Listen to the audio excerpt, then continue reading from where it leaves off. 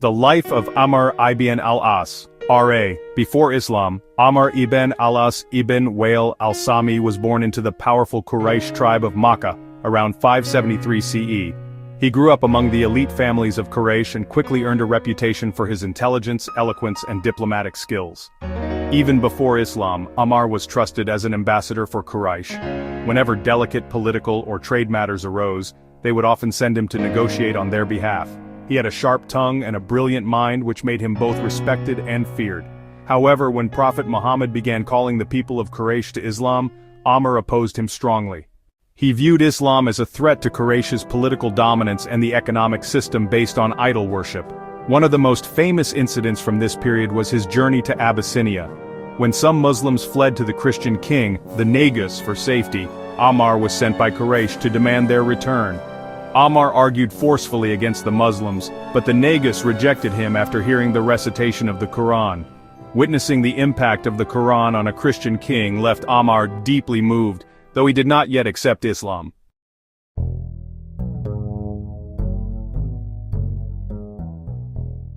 His conversion to Islam.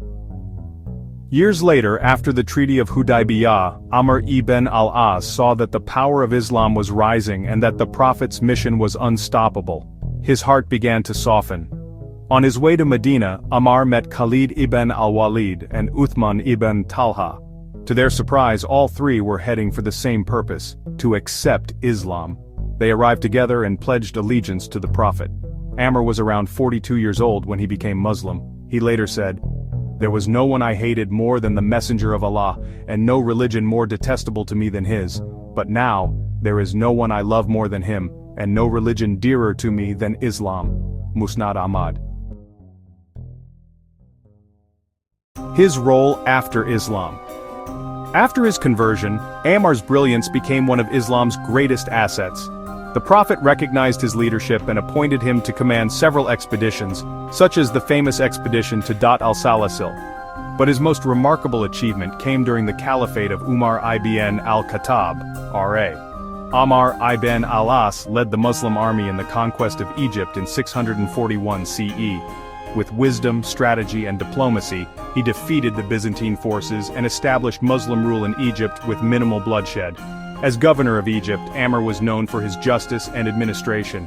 He founded the city of Fustat, which later grew into Cairo, and built the mosque of Ammar ibn al-As, the first mosque in Africa, and built the mosque of Ammar ibn al-As, the first mosque in Africa.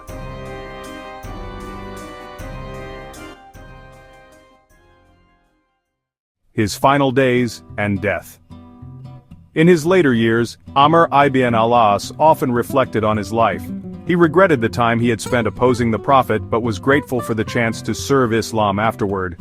On his deathbed in 664 CE, he gave a moving farewell.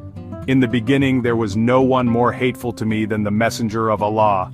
If I had died then I would surely be among the people of hellfire.